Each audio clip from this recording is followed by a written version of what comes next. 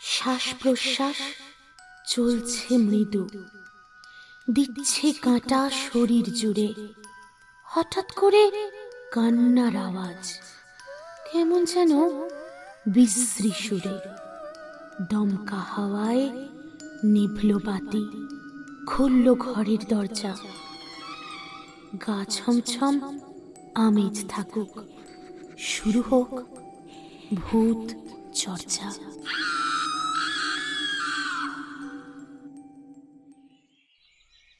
দূরে দিগন্ত ছুঁয়ে থাকা সবুজ মাঠ আর শান্ত আকাশের নিচে ঘুমিয়ে আছে মালঞ্চপুর গ্রাম, যেন প্রকৃতির নিপুণ হাতে আঁকা একটা ছবি।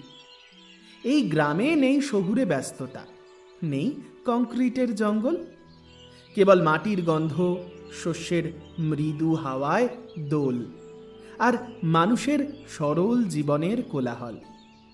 এখানে সূর্য প্রতিদিন ওঠে ওই গ্রামের মাটির বাড়ির খড়ের ছাউনির পিছন দিয়ে, আর শ্যাওলা ভরা দেওয়ালগুলো এক অদ্ভুত শান্তি আর আরাম এনে দেয়। এখানকার মানুষজন প্রকৃতির দেওয়া নিয়মের দাস। সকাল থেকে সন্ধে পর্যন্ত চলে চাষবাস, পুকুরে মাছ ধরা আর পারিবারিক গল্প গুজব করে দিন এখানে এক সরল রেখায় কেটে যায়। এখানে লোভ বা জটিলতার কোনো প্রবেশাধিকার নেই। এই গ্রামেরই এক কোণে বিশ্বরূপের পৈতৃক ভিটে। একান্নবর্তী পরিবার বলতে যা বোঝায়, একসময় এই বাড়িটাও ছিল তাই। বাবা মা দাদা কাকা কাকিমা ভাই বোন সকলেই এই এক উঠোনে হাসি কান্না সুখ দুঃখ সব কিছু ভাগ করে নিত। কিন্তু সময়ের সঙ্গে সঙ্গে চিত্র বদলেছে। এই পরিবারের রোজগেরে লোক বলতে বিশ্বরূপের বাবা তারকনাথ এবং দাদা শতরূপ। দুজনেই চাষবাসের পাশাপাশি সামান্য অতিরিক্ত উপার্জনের জন্য মাঝে মাঝে দূরে শহরে কাজে যেতেন, কারণ সামান্য যা জমিজমা আছে তাতে এত বড় সংসার, এতগুলো মানুষের পেট চালানো কঠিন। পৌষের সকাল তখন সবেমাত্র গা ঝাড়া দিচ্ছে। রান্নাঘরের দাওয়ায় বসে মালতী দেবী, অর্থাৎ বিশ্বরূপের মা, তার স্বামীর জন্য টিফিনের কৌটো সাজাচ্ছেন। বড় যত্নে স্টিলের টিফিন কৌটোর মধ্যে গুছিয়ে দিচ্ছেন গরম গরম হাতে গড়া রুটি, আর তার সঙ্গে সাদা আলুর চচ্চড়ি। আরও একটা ছোট্ট কৌটোতে দিয়ে দিলেন খানিকটা পৌষের নলেন গুড়। পিছন থেকে তারকনাথ মানে বিশ্বরূপের বাবা গামছা কাঁধে এসে দাঁড়ালেন, মুখে এক রাশ উদ্বেগ, তবে তা চাপা দেওয়ার চেষ্টা করছেন প্রাণপণ। মালতী, আমার সব গোছানো তো? মালতী দেবী টিফিন কৌটোর ঢাকনা বন্ধ করতে করতে স্বামীর দিকে মুখ না তুলেই বললেন, বাবারে বাবা, গোছানো হয়েই এসেছে। তোমার যেন আজ শহরে যাওয়ার বড্ড তাড়া লেগেছে। রূপুটাকেও আজ নিয়ে যেতে হচ্ছে। ও না গেলে কি হতো? হ্যাঁ গো, বড় কাজ। হাতে টাকা এলেই তো বিশু আর রূপার পড়াশোনার খরচটা চলবে। তারপর আবার শীত শেষ হলেই ঘরের ছাউনিটা ঠিক করতে হবে। আর বিশু তো বড় হচ্ছে, তাকেও তো একটা ভালো কাজ খুঁজে দিতে হবে। কটা দিন ধৈর্য ধরো, সব ঠিক হয়ে যাবে। মালতী এবার চোখ তুলে তাকালেন। তার স্বামীর চোখে ক্লান্তি আর পরিবারের জন্য চিন্তা ছাড়া যেন আর কিছুই ধরা পড়ে না। ফেরার পথে একটু সাবধানে ফিরো কেমন? রূপুকেও বলো, শহরের রাস্তাঘাট আমাদের গ্রামের মতো তো শান্ত নয়। তারকনাথ স্ত্রীকে আশ্বস্ত করে মৃদু হাসলেন। চিন্তা করুন না, ঠাকুর আছেন। আমরা আজ রাতে ট্রেনেই ফিরে আসবো। এই নে ধর, টিফিনের ব্যাগটা তুই তোর হাতেই রাখবি। আর দেরি করবো না গিন্নি, সময় থাকতে থাকতে রওনা হই।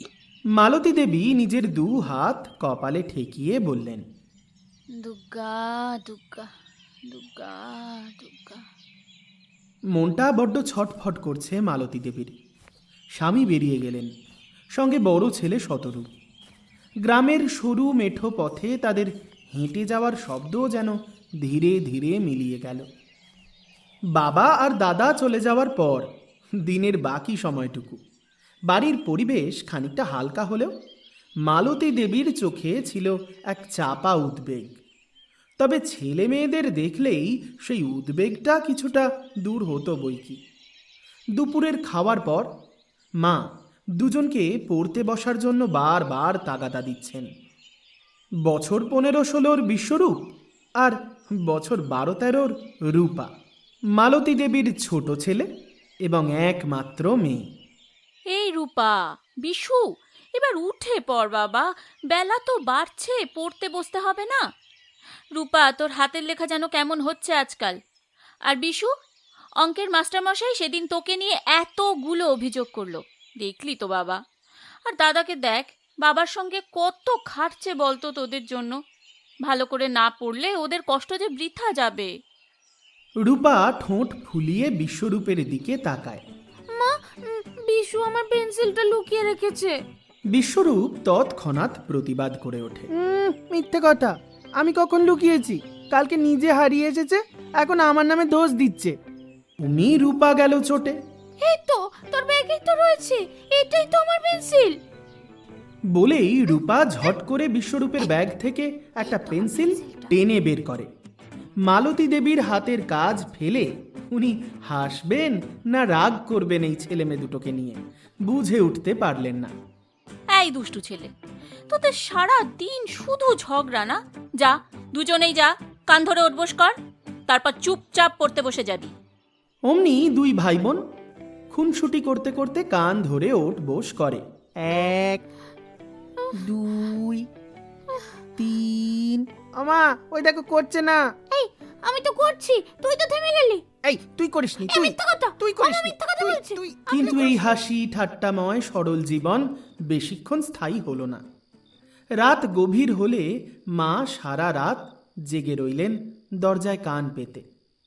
অপেক্ষায় থাকলেন বাবা আর দাদা ফেরার জন্য। কিন্তু ভোর হলো, সূর্য উঠল, তবুও তারা এলেন না। মালঞ্চপুরে এলেন এক নতুন অতিথি। দুঃসংবাদ। সকালে গ্রামের কয়েকজন লোক এলো তাদের বাড়িতে। তাদের মুখ ভার, চোখে করুণা। তারা যা জানালো তাতে মালতী দেবীর পায়ের তলা থেকে যেন মাটি সরে গেল। শহর থেকে ফেরার পথে গভীর রাতে একটা লরি এসে ধাক্কা মেরেছিল তাদের গাড়িকে। তারকনাথ এবং শতরূপ দুজনেই ঘটনাস্থলেই মারা যান। মালতী দেবী প্রথমে যেন পাথর হয়ে গেলেন। তার মুখ থেকে একটি শব্দও বের হলো না। বিশ্বরূপ তখন মাকে জড়িয়ে হাউ হাউ করে কাঁদছে। ও মামা, কি করে হলো মা? মা গো, ও মামা, তুমি কিছু বলছো না কেন মা? ও মামা, মা, বাবা আর দাদা সত্যি সত্যি নেই গো। ও মামা, মা গো, ও মা। এবার আর শোক সামলাতে পারলেন না মালতী দেবী নিজেও। ভেঙে পড়লেন হা হুতাশ কান্নায়। কি কি কি কি বলছো তুমি? কি কি আমি তো কিছু, ভগবান, ওরে আমাদের কি হয়ে গেল রে? আজ সকাল থেকে আমার মনটা কচকচ করছিল। আজ তোদের বাবাকে আমি শহরে যেতে কত করে বারণ করেছিলাম রে। তুমি চলে গেলে, এখন আমি কি নিয়ে বাঁচবো? এই ছেলে মেয়ে দুটোকে কি করে বড় করবো? তুমি চোখ খোলো, কথা বলো। ছোট রূপাও মায়ের কাছে এসে মাকে জড়িয়ে ধরে বলতে থাকলো, ও মা, মা গো, তুমি কি দোনা মা, ও মামা। যদিও রূপা তখনও ব্যাপারটার গুরুত্ব ঠিক করে বুঝতে পারেনি। শুধু মায়ের মুখের দিকে ফ্যাল ফ্যাল করে তাকিয়েছিল মেয়েটা। তারপর যখন মায়ের শরীর জ্ঞান হারালো, রূপাও ভয়ে কেঁদে উঠল। সেদিন মালঞ্চপুরের আকাশ ভেঙেছিল। বিশ্বরূপের ঘরের দাওয়ায় উঠোনে কেবলই কান্না আর শোকের ছায়া। সেই দিন থেকেই তাদের পরিবারের আনন্দ স্থায়ীভাবে বিদায় নিয়েছিল। জীবন চলে তার নিজের নিয়মে, কিন্তু সেই নিয়ম বিশ্বরূপের পরিবারের কাছে ছিল অত্যন্ত কঠিন এবং রুক্ষ। তারকনাথ চলে যাওয়ার পর সংসারের পুরো ভার এসে পড়ল মালতী দেবীর উপর। কিন্তু একজন গ্রামের সামান্য গৃহবধূর পক্ষে এত বড় সংসার সামলানো সম্ভব ছিল না। তাই স্বাভাবিকভাবেই অল্প সময়ের মধ্যেই অভাব মাথাচাড়া দিয়ে উঠল। হাতে রইল না পর্যাপ্ত টাকা, দিন চলত না। ধীরে ধীরে ওই জমি জমা গয়নাগাটি বিক্রি করতে শুরু করলেন। একদিকে শোকে, অন্যদিকে দেনায় জীবন যেন তাদের পিষে মারছিল। আর এমনই চরম দুর্দিনে বিশ্বরূপের পাশে থাকার বদলে তার কাকা রতিকান্ত এবং কাকিমা সুরবালা অন্য পথ বেছে নিলেন। পাছে মালতী দেবী তার ছেলে এবং মেয়েকে নিয়ে কাকার ঘাড়ে চেপে বসে। তাই কাকা এবং কাকিমা তাদের গ্রামের সমস্ত সম্পত্তি গুছিয়ে বিক্রি করে দিলেন। তারপর তারা মালতী দেবীকে জানালেন যে এই গ্রামে আর তাদের থাকা সম্ভব নয়। তারা এই গ্রাম ছেড়ে বহু দূরে অচেনা শহরে চলে যাচ্ছেন। মালতী দেবী যদিও তাদের আটকানোর চেষ্টাটুকুও করেননি, শুধু নীরবে তাদের চলে যাওয়াটা দেখলেন। এভাবেই দিন গেল, মাস গেল, বছর ঘুরল। বিশ্বরূপের মাথায় যেন আকাশ ভেঙে পড়ছে। বিশ্বরূপের বয়স এখন সামান্য বেড়েছে, ওই 18-19। অল্প শিক্ষিত বিশ্বরূপের জন্য গ্রাম বা শহরে কোথাও ভালো চাকরির সুযোগ তো ছিল না। ও বুঝল শহরে গিয়ে কিছু একটা করতে হবে। মজুরির কাজই একমাত্র ভরসা। পেটের দায়ে তাকে এই কঠিন সিদ্ধান্তটা নিয়ে নিতেই হলো। একদিন সন্ধ্যায় বিশ্বরূপ ওর মাকে এসে জানালো, মা, আমি শহরে যাব। মালতী দেবী রান্না করতে করতে স্তব্ধ হয়ে গেলেন। তার চোখ অশ্রুসিক্ত। একেই স্বামীহারা, এখন ছোট ছেলেটাকেও এত দূরে পাঠিয়ে দিতে হবে। কোথায় যাবি বাবা? তোর বাবার আর দাদার স্মৃতি তো এই গ্রামেই আছে। তুইও চলে গেলে আমি আমি কার মুখ দেখে বাঁচবো বলতো? মা, এভাবে তো আর চলে না। না, জমিগুলো সব চলে যাচ্ছে, রূপাটাও বড় হচ্ছে, ওর পড়াশোনা বন্ধ হয়ে যাক আমি চাই না।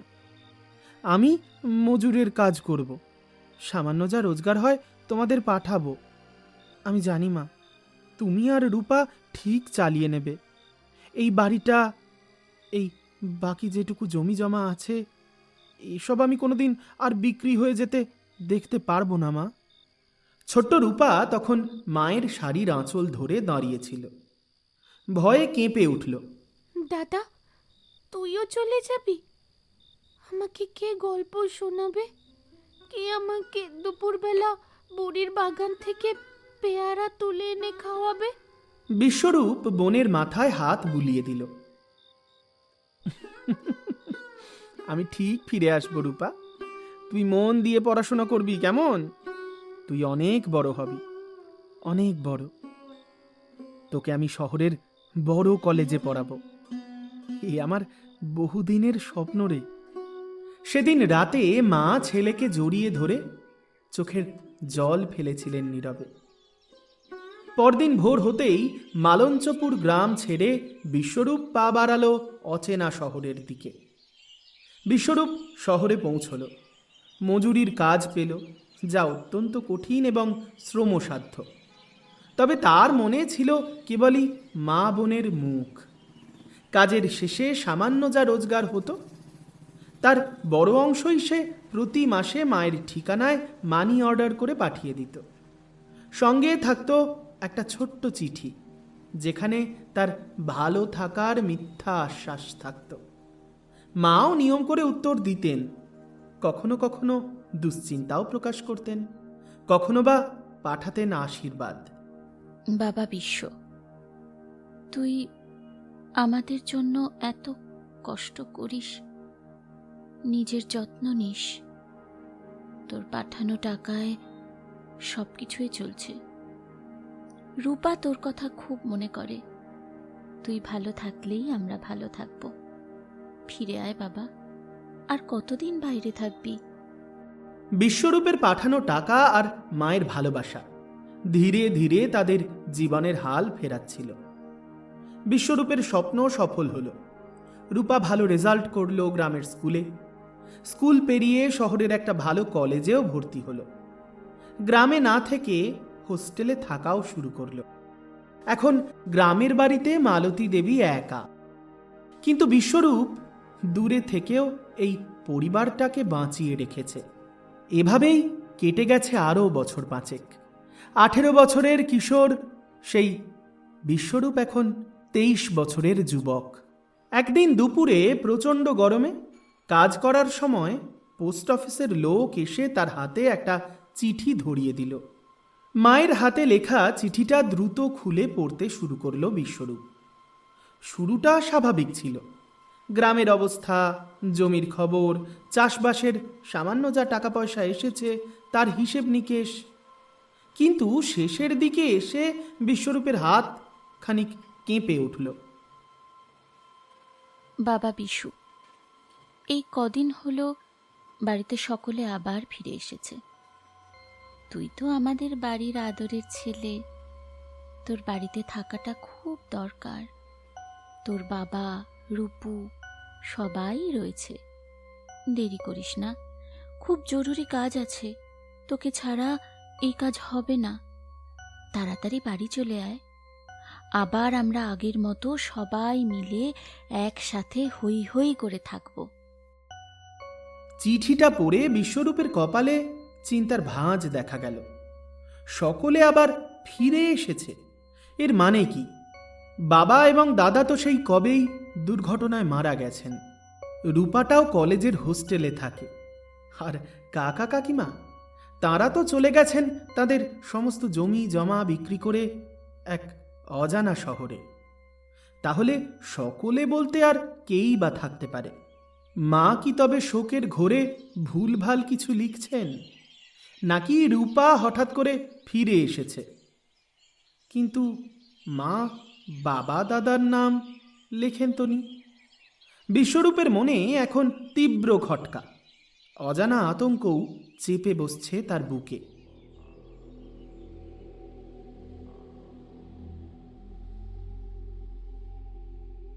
পরের দিনই সে কাজ থেকে ছুটি নিয়ে গ্রামের দিকে রওনা হলো। দিনের আলো তখন দ্রুত ম্লান হচ্ছে। বিশ্বরূপ যখন মালঞ্চপুরের রাস্তায় পৌঁছল, তখন চারিদিকে এক ঘন গোধূলির আবছায়া। সাধারণত এই সময় গ্রামের পথেও কিছু মানুষের আনাগোনা দেখা যায়, কিন্তু আজ যেন রাস্তাটা ভারী অস্বাভাবিক। দূরে গাছের পাতা নড়ার মৃদু শব্দটাও কানে আসছে না। চারিদিকের বাতাস বড্ড ভারী। এই বাতাসে শ্বাস নিতেও কেমন যেন দম বন্ধ লাগছে। বিশ্বরূপের পা ভারী হয়ে আসছে, যেন অদৃশ্য কোনো এক শক্তি তাকে তার বাড়ির পথে পা বাড়াতে বারণ করছে।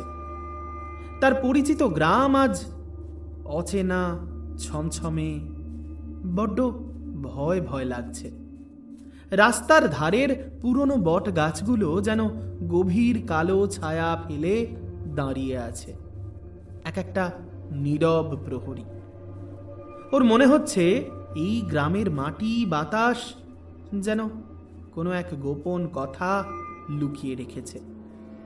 সাহস জুগিয়ে দ্রুত পায়ে সে ওদের বাড়ির দিকে রওনা হলো। বাড়ির দালানে এসে দাঁড়াতেই বিশ্বরূপের বুকের ভেতরটা হিম হয়ে গেল। ও দেখল উঠোনের মাঝখানের সেই পুরনো কাঠের চেয়ারটা রাখা, আর সেই চেয়ারে বসে আছেন তার বাবা তারকনাথ।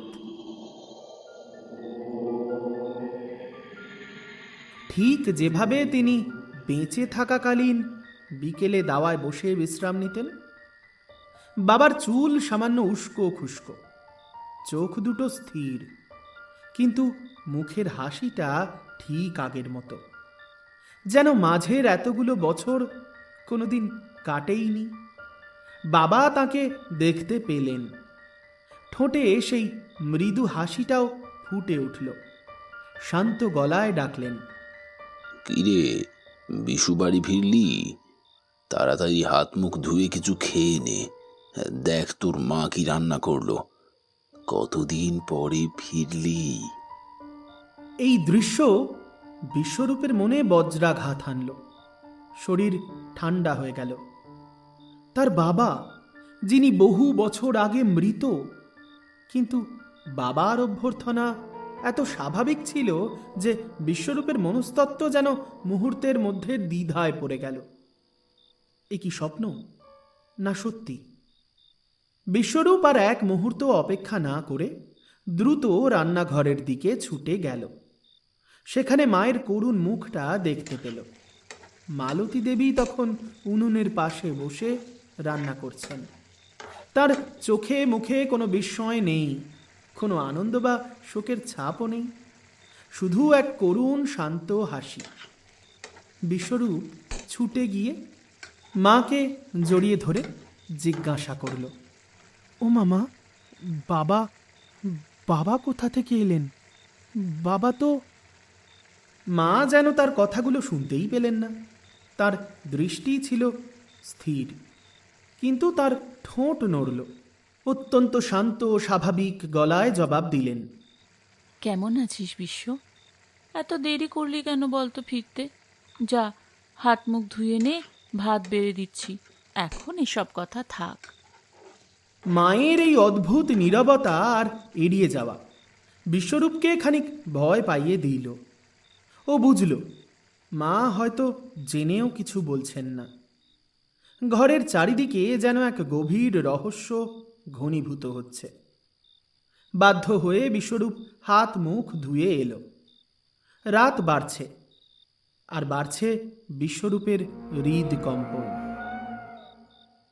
একটু পরে মালতী দেবী দাওয়ায় খাবার সাজালেন, ঠিক যেমন আগে সাজাতেন। বিশ্বরূপ এসে বসতেই তার শরীর আবার কেঁপে উঠল। ও দেখল তার বাম পাশে এসে বসলেন বাবা তারকনাথ, আর ডান পাশে এসে বসল দাদা শতরূপ। শতরূপের মুখে সেই চিরপরিচিত হাসি। কিরে বিশু, কত রোগা হয়ে গেছিস শহরে কাজ করতে করতে। আজ ভালো করে পেট পুড়ে খা। জানিস, মা আজ তোর জন্য তোর পছন্দের ডাল করেছে। শতরূপের স্বর এত স্বাভাবিক ছিল যেন তাদের মাঝে কোনো দুর্ঘটনা, কোনো মৃত্যু, কোনো বছরের ব্যবধান নেই। ঠিক সেই মুহূর্তে ঘরের ভেতর থেকে বেরিয়ে এলো রূপা। সেও এসে বসলো তাদের সাথে। গোটা পরিবার একসঙ্গে খেতে শুরু করলো। আশ্চর্যজনকভাবে পরিবারের বাকি সদস্যরা একে অপরের সঙ্গে খুব স্বাভাবিকভাবে কথা বলছে, যেন তারা কোনোদিন আলাদা হয়ইনি, কেউ মারাই যায়নি। কিন্তু বিশ্বরূপের গলা থেকে ভাত নামছে না। ভয় আর চরম বিভ্রান্তি নিয়ে তাড়াতাড়ি খাওয়া শেষ করল। এটা তার পরিবার ঠিকই, কিন্তু বড় অচেনা। খাওয়া শেষ করে বিশ্বরূপ যখন নিজের ঘরের দরজা বন্ধ করল, তখন তার মনে একটা চাপা ভয় কাজ করছে। টিমটিমে লম্ফের আলোয় তার ছায়া দেয়ালের ওপর বড় হয়ে কাঁপছিল। বিছানার মাথার কাছের জানলাটা বন্ধ করে দিতে হবে, না হলে উত্তরের হাওয়া এসে আবার ঠান্ডা লাগবে। ঠিক সেই সময় জানলার ওপারে বিশ্বরূপ দেখতে পেল তার বোন রূপা দাঁড়িয়ে আছে। টিমটিমে আলোয় রূপার মুখটা বড্ড করুণ লাগছে। রূপা বিশ্বরূপের দিকে ফ্যাল ফ্যাল করে তাকিয়ে শান্ত হাসি হেসে বলল, দাদা, তুই আর ফিরে যাস না, থেকে যা না এখানে। আমরা সবাই আবার একসঙ্গে থাকবো। রূপার স্বরে ছিল না কোনো অভিযোগ, শুধু ছিল এক তীব্র আকুতি। এসব কথা কাল সকালে হবে রূপা। আর শহরে আমি কাজ করি, সেই কাজ ওরকম ধুম করে বন্ধ করে দেওয়া যায় নাকি? তাতে সংসার চলবে নাকি? বিশ্বরূপের কথায় রূপার মুখটা আরও করুণ হয়ে গেল।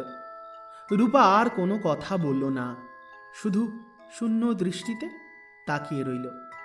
বিশ্বরূপ দ্রুত জানলার খিল এঁটে দিল। তারপর সারা রাত এপাশ ওপাশ করে কাটিয়ে দিল। ঘুম হলো না। অদ্ভুত এক নীরবতা যেন চারপাশ গ্রাস করে রেখেছে। ভোর হওয়ার আগেই ঘুম থেকে উঠেও পড়ল। মনে হলো সবার ঘুমের সুযোগে একবার পরিবেশটা ভালো করে দেখে নেওয়া দরকার। পায়ে পায়ে হেঁটে বাড়ির ঠিক পাশেই থাকা পুরনো ডোবাটার দিকে গেল। ডোবাটার জল এখন খুবই কম। ডোবার দিকে তাকিয়ে থাকতে থাকতেই বিশ্বরূপ চমকে উঠল। ডোবার ধারে একটা ছোট্ট গাছের নিচে দাদা শতরূপ শান্তভাবে দাঁড়িয়ে আছে। শতরূপের পিঠ বিশ্বরূপের দিকে। বিশ্বরূপ ধীরে ধীরে দাদার কাছে হেঁটে গেল। কি রে দাদা, এত সকালে তুই এখানে?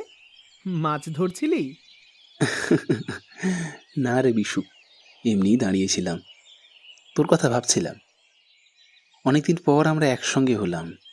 কথা বলতে বলতে বিশ্বরূপের চোখ গেল ডোবার জলে। তার নিজের ছায়া ডোবার জলে টলমল করছে, কিন্তু শতরূপের ছায়া জলের উপর কোথাও পড়েনি, এমনকি ডাঙাতেও নয়। ডোবার জল যেন শতরূপের অস্তিত্বকে গ্রহণই করতে চাইছে না। বিশ্বরূপের হৃৎপিণ্ড দ্রুত তালে তালে ধরফর করে উঠল। এক দৃষ্টে তাকিয়ে বোঝার চেষ্টা করল ডোবার জলের দিকে। কিরে বিশু, ওভাবে জলের দিকে তাকিয়ে কি দেখছিস? তেমন কিছু না, আসলে আমি দেখছি জলটা বড্ড নোংরা হয়ে গেছে। বল, পরিষ্কার করতে হবে। থাক না এসব, তুই এসেছিস, আমরা সবাই খুশি। আর কোথাও যাস না, এটুকুই যথেষ্ট। শতরূপের শান্ত কথাগুলো বিশ্বরূপের মনে সন্দেহের বিষ আরো ছড়িয়ে দিল।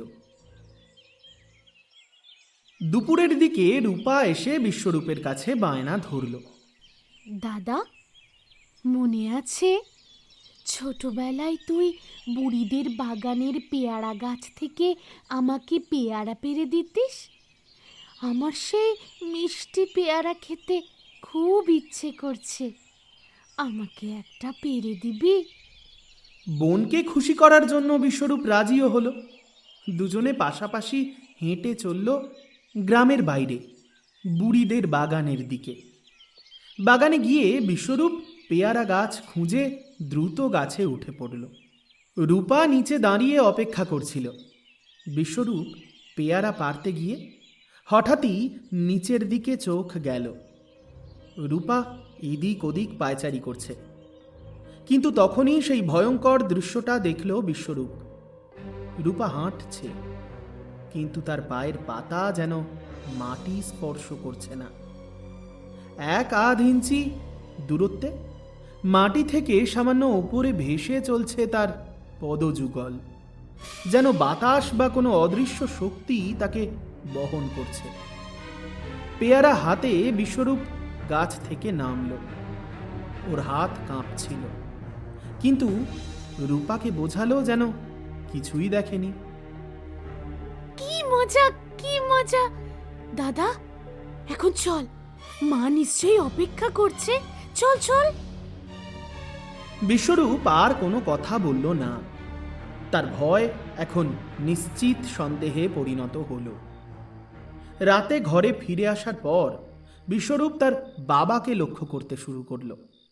বাবা বারান্দায় বসে ঝিমোচ্ছিলেন, ঠিক যেমন আগে করতেন। বিশ্বরূপ অনেকক্ষণ ধরে বাবার চোখের দিকে তাকিয়ে রইল। বাবার চোখ দুটো যেন ঘোলাটে নিষ্প্রাণ। সবচেয়ে অস্বাভাবিক হলো বিশ্বরূপ লক্ষ্য করল বাবা একটি বারের জন্য চোখের পাতা ফেলছেন না। চোখ স্থির, কোনো প্রতিক্রিয়া নেই, যেন এক মাটির মূর্তি। ভয় এখন তার মনকে পুরোপুরি গ্রাস করেছে। বিশ্বরূপ মনে মনে স্থির করল এখানে আর একটি মুহূর্ত নয়, এখনই তড়িঘড়ি কোনো সাহায্য প্রয়োজন। কাল ভোর হওয়ার আগেই সে পালাতে থাকবে। গ্রামের পাশে এক বৃদ্ধ তান্ত্রিকের কথা তার মনে পড়ল। একমাত্র সেই হয়তো এই ভয়ঙ্কর পরিস্থিতি থেকে মুক্তি দিতে পারে। আর এক মুহূর্ত দেরি না করে ভোর হতেই বিশ্বরূপ সবার চোখ এড়িয়ে গ্রামের রাস্তায় বেরিয়ে পড়ল। বৃদ্ধ তান্ত্রিক তখন ধ্যানে বসেছিলেন। বিশ্বরূপ সবিনয়ে তাকে তার পরিবারের সমস্ত অস্বাভাবিক গল্প শোনাল। সব শুনে তান্ত্রিকের চোখ কপালে উঠল। চোখ বন্ধ করে জপ শুরু করলেন। কিছুক্ষণ পর চোখ খুলে তিনি যে সত্য প্রকাশ করলেন তাতে বিশ্বরূপের গা শিউরে উঠল। বাবা বিশ্বরূপ, তোদের বাড়িতে কালা জাদু করা হয়েছে। তোদেরই পরিচিত কেউ এই জাদু কর্ম করেছে। মৃত মানুষদের আত্মাকে একটি নির্দিষ্ট স্থানে বন্দি করে রাখা হয়েছে। সেজন্যই তুই তোর বাবা দাদাকে দেখতে পাচ্ছিস। এই আত্মারা ততক্ষণই স্বাভাবিক আচরণ করবে যতক্ষণ পর্যন্ত বাড়ির কোনো জীবিত সদস্য এই বাড়িতে থেকে যেতে চাইবে। কিন্তু যে মুহূর্তে সেই সদস্য এই বাড়ি ছেড়ে চলে যাওয়ার কথা ভাববে, সেই মুহূর্তেই মরে যাবে। এই বাড়িতে পরিবারের সদস্যের উপস্থিতি নিশ্চিত করাই হলো কালা জাদুর কাজ। কথায় কথায় তান্ত্রিক আরও ভয়ঙ্কর এক সত্য ফাঁস করলেন। তোর বোন রূপা, সেও জীবিত ছিল। ওই শহর থেকে ফিরে এসেছিল 1 মাস আগে। কিন্তু যখন সে দেখল এই বাড়িতে তার বাবা আর দাদা ফিরে এসেছে, সে ভয়ে পালাতে চেয়েছিল। পরের দিন তোর বোন রূপার মৃতদেহ উদ্ধার হয় ওই বুড়ির বাগানের পিছন থেকে। তার পালাতে চাওয়াই তার মৃত্যু ডেকে এনেছিল রে। বিশ্বরূপ কান্না সামলে নিল। সে এবার মায়ের কথা জানতে চাইল। কিন্তু সাধু বাবা, মাকেও যে বড় অস্বাভাবিক লাগছে। মায়ের চুল, মায়ের শরীরের সেই গন্ধ, মায়ের জামা কাপড় থেকে একটা সুন্দর মা মা গন্ধ, সেসব তো কিছুই পাচ্ছি না। এমনকি মা যখন রান্না করছে, সেই রান্না থেকেও তো আর আগের মতো সুবাস বের হচ্ছে না। পাবি কি করে বাবা? পরের দিন সকালে রূপার মৃত্যুর শোকে তোর মা মালতী দেবী ভেঙে পড়েছিলেন। ঠিক করেছিলেন এই অভিশাপের বাড়ি ছেড়ে নিজের বাপের বাড়ি চলে যাবেন।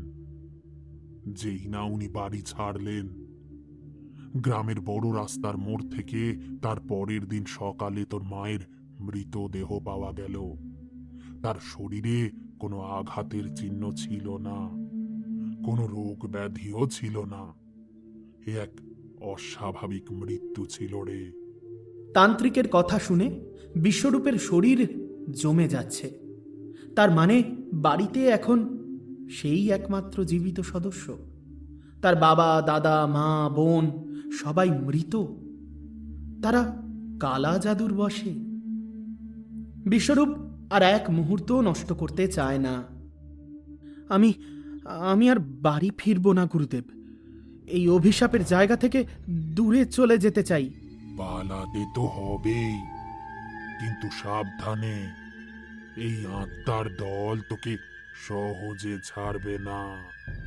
যত দ্রুত পারিস চলে যা, চলে যা, এখান থেকে অনেক দূরে চলে যা। যা যা যা যা। বিশ্বরূপ দৌড়তে থাকল। আলের রাস্তা ধরে, ক্ষেতের ধার ধরে পৌঁছে গেল রেল স্টেশনে। আর তখনই উল্টো দিক থেকে ঢুকছে শহরে যাওয়ার ট্রেন। হুড়মুড় করে উঠতে গেল। হঠাৎ হই হই আওয়াজে থমকে দাঁড়িয়ে গেল। চারিদিকে তখন চিৎকার আর কোলাহল। কারা যেন বলছে একটি ছেলে ট্রেনে কাটা পড়েছে। ভিড় জমেছে সেই ছেলেটির মৃতদেহকে কেন্দ্র করে। ভিড় ঠেলে এগিয়ে গেল বিশ্বরূপ। মৃতদেহের মুখে নিজের মুখের প্রতিচ্ছবি দেখে স্থির হয়ে দাঁড়িয়ে রইল।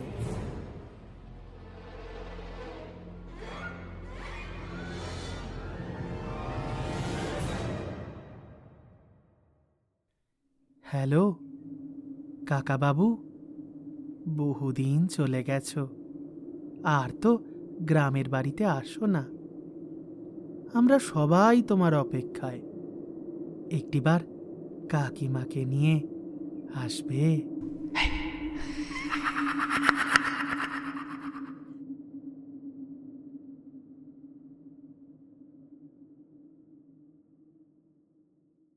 আজ বাস্তু ভিটে গল্পটা এখানেই শেষ। কেমন লাগলো গল্পটা? যদি ভালো লেগে থাকে তাহলে চটপট একটা লাইক আর কমেন্ট করে জানাতে ভুলো না। যদি আমাদের চ্যানেলে নতুন হও তাহলে অনুরোধ রাখবো আমাদের চ্যানেলটা সাবস্ক্রাইব করে সঙ্গে থাকার জন্য। এই চ্যানেলে আমরা প্রতি বুধবার রাত্রি ঠিক 8:30টায় একটা করে সত্য ঘটনা অবলম্বনে অনুপ্রেরণামূলক গল্প নিয়ে হাজির হই, আর সঙ্গে প্রতি শনিবার রাত্রি 9:30টায় একটা করে ভূত, রহস্য, রোমাঞ্চ গল্প। এবার চলে আসবো গত পর্বে যে 10 জন সঠিক উত্তর দিয়েছিলে তাদের নাম ঘোষণায়। তারা হলে ঝর্ণা খাতুন, আয়েশা স্মৃতি, অরুণিমা সেন, স্নেহা দাস, সীমা গিরি, কণা রোজারিও, মোহিনী ভট্টাচার্য, পঞ্চমী সান্যাল, নূপুর ঘোষ, সাগর ভৌমিক, রচনা সামন্ত, নিয়তি সিং, মিতা আচার্য, মাম্পি মণ্ডল সহ অনেকেই। এবার চলে আসবো আজকের প্রশ্নে। আজকের প্রশ্ন, এই গল্পে বারবার যে গ্রামের নাম উল্লেখ করা হয়েছে সেই গ্রামের নাম কি? যদি গল্পটা মন দিয়ে শোনা হয়ে থাকে তাহলে এই প্রশ্নের উত্তর ভীষণ সহজ। তাই চটপট আর সময় নষ্ট না করে এক্ষুনি নাও মোবাইল ফোন আর টাইপ করো সঠিক উত্তর শুধুমাত্র কমেন্ট বক্সে। কথা দিচ্ছি, আগামী পর্বে প্রতি পর্বের মতো প্রথম 10 জন সঠিক উত্তরদাতার নাম ঘোষণা করব আমি। আজ তবে এ পর্যন্তই। তোমাদের সঙ্গে আবার কথা হচ্ছে আগামী মঙ্গলবার ভালোবাসার মরশুমে। তারপর আবার আগামী শুক্র এবং শনিবার আরও নতুন নতুন গল্পে, ভালোবাসার মরশুম এবং ভূত চর্চায়। ভালো থেকো। ভূত চর্চার পাশাপাশি ভালোবাসার মরশুমকেও সঙ্গে রেখো।